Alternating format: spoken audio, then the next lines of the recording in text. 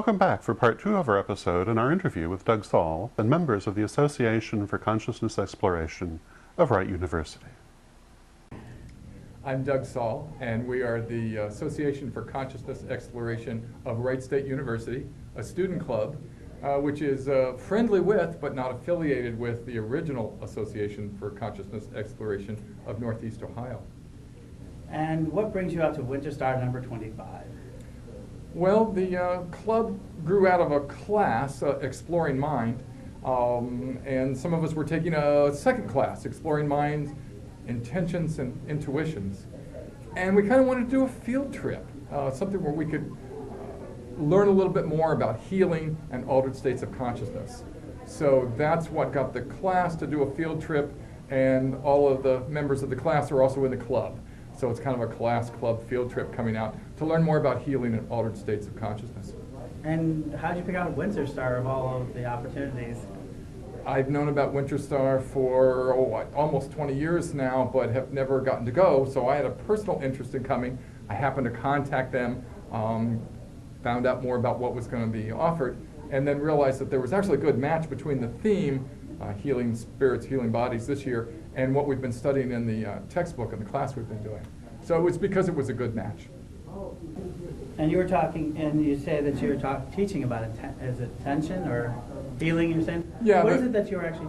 Well, the first class, Exploring Minds, is more general, looking at consciousness studies. We use a book called The Vast Inquiring Soul. And so everything from near-death experiences to psychokinesis to remote viewing, healing at a distance. So we go through some of those studies, and we're trying to answer the question, is a transpersonal or spiritual model of the real universe real, or is it a materialistic model? Of course, I favor the transpersonal one. Mm-hmm. And then out of that, we wanted to do more. So now we're doing the intentions and intuitions. And so we've got a whole class where we can each week go into altered states of consciousness exercises, expand our awareness, and then access intuition. And what we're really getting into now is using intentions to bring about changes in our lives. Did everybody understand that? Yeah, you guys want to say it in simple speak? Okay. Let me ask you guys, have you guys had a good time out here? Yeah, it was great. Is this the first time for all of you, or any of you? Yeah, definitely. Okay, good. It's my first time to Winterstar too. What have you walked away with? Has anyone walked away with anything what'd you like? What'd you walk away with? Or anything that you didn't expect? Yeah, I'm Irish Scotch, so a lot of the Druid stuff here, I had no experience with like my history, with my family ancestry. So I got to experience a lot of rituals and some music that I hadn't been exposed to. So I came away with sort of a better understanding of where I come from, and definitely like a greater interest in that. Terrific. Anyone else? I really liked the drumming. I had never drummed before, but I took one of the drumming seminars, and it's something that really felt natural to me, and I definitely want to follow it up and keep learning more about it. And I know a number of you took a mead making class. Yeah. And how was that?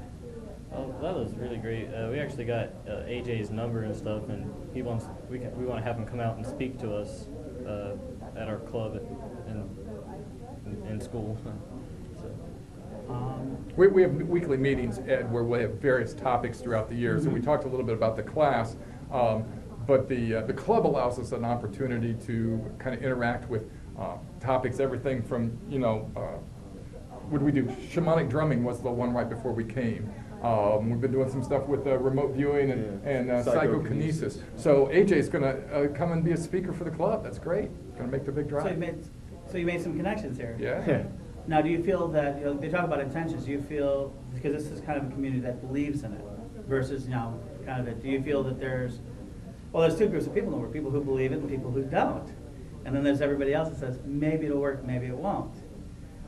Where do you feel you guys are at? Do you guys feel that there's still kind of contention, it's kind of nonsense, that maybe it does, maybe it doesn't, or is anyone here that actually believes it does work? I think there's a big mixture in the club pretty much. Most of us tend to believe it does work, but there is some people in the club that are a little more skeptic than others. I mean, I've always sort of naturally been a skeptic, but the great thing about the book and like Doug's class is they have scientific studies that go through and they show, how intention has worked through various like healing studies, various, random PK generators that, I just had to cure my scientific mind of any skepticism, and now like I'm pretty much a believer because I consider it scientific fact. That's one of the things like Isaac teaches. It says there's really an overlap between what you call magic and art and science, and somewhere in there's that sweet spot. Would you guys agree that there's possibly that's a possibility out Yeah, there? that's what we yeah. look for. In the book, the intention book we're using, the intention experiment, in there she actually says intention, human will. And so while in the magic community, they might talk about more will, in this scientific consciousness research community, it's more about intention. But they're talking about the same thing. And now they've even got studies that are showing that if you're skeptical and you don't believe in this stuff, when you do the research, it doesn't work as well. But if you believe in it, it works a lot better. You get more significant results. I may be asking, and trust me, my college education was in something completely different.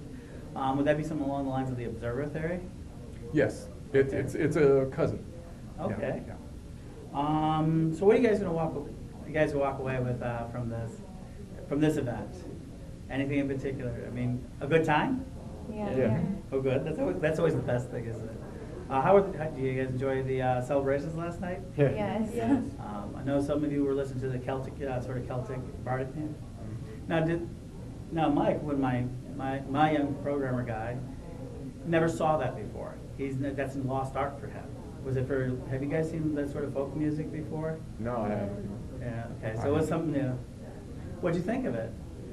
I liked Ian especially was very good, Mm-hmm. and his wife as well. So I really enjoyed them. I think some of the other songs were pretty funny. Yeah, my favorite is Magic Tool. Yeah. But we won't talk about that one. This is a G-rated show. Yeah. Douglas, so bringing the students out here, what was it like for you? Is this, Actually, ACE of the original ACE, it can get a little confusing, ACE of WSU and ACE LLC. Jeff, the coordinator, made it very easy for us. We had a series of emails. We were able to reserve a cabin, and pretty much we all piled in a van and came out. Students did their own food.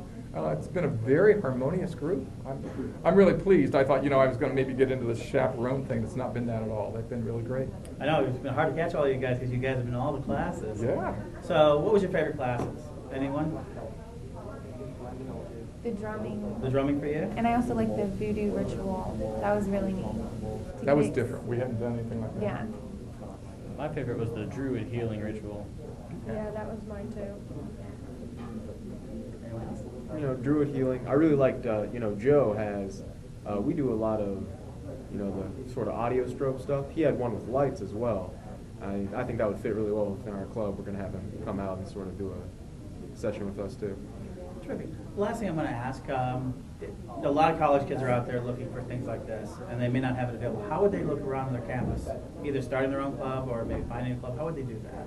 Well, I think the first thing they want to do is they want to check out their Office of Student Activities, or whatever the local variation of that is, and ask if there is already a club that's like this. But there's a good chance that there isn't. At most campuses, it's fairly easy for students to start new clubs, but usually what they need is they need a staff member like myself or a faculty member to serve as the advisor.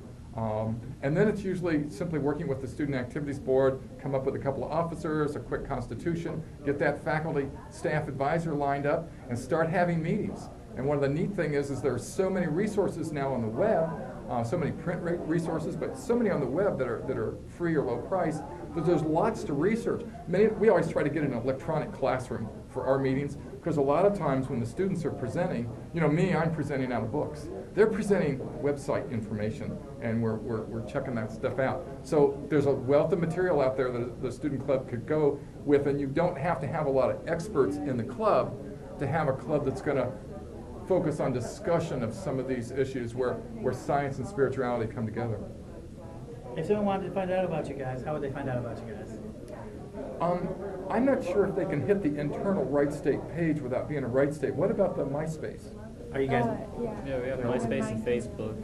I don't remember the. Just give. Oh, okay. So. What is it? Do you know? MySpace is groups.myspace.com, and then I don't know which slash it was. I think it's / and then ACE of WSU. probably everybody who knows MySpace already knows that. Yeah. This internet stuff doesn't make you feel like you're a little bit. These guys all know the internet. I learned from them. Yes. Yeah, it's been a fair exchange. I bring some things from my background, and they share lots of internet and modern things with me. Anything last things you guys like to say? No? Go Winterstar, yeah. Go Winterstar. And hope to say thank you for your time. And thank you. Thanks. I hope that you enjoyed these interviews from the 25th Annual Winterstar Festival and that you'll join us again next week for another episode of Living the Wiccan Life. Until then, may you blessed be. Hello, this is Reverend Don Lewis, and I'm very pleased to announce the publication in paperback of Witch School's Lessons for the First Degree. Available now for pre-order from witchschool.com and coming soon to a bookstore near you, together with Lessons for the Second Degree and Lessons for the Third Degree.